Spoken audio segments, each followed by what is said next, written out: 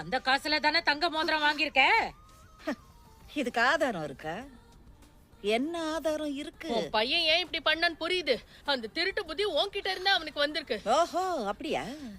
ஏசுன் கொடுத்தா சின்ன வயசுலயே படிப்ப நிறுத்தினா அவ பையன் மட்டும் என்னவா? அம்மா எந்த வழியில போனாலும் பையனும் அந்த வழியில தான் போயிருக்கான்.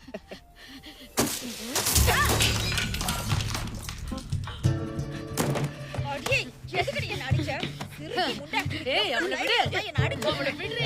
நாங்க மூணு பேர் உன்னை வேலை செய்யணும். விடு சொல்றேன்ல. ஐயோ, கழுத்து வலிக்குதுடி, கையறி. வலிக்குதுடி. மூச்சு விட முடியலடி, எறி கைய. உங்க ஆசைக்காக என் பிள்ளைய ஜெயிலுக்கு அனுப்புறீங்களா? சும்மா விட்டுருவேன்னு நினைச்சியா?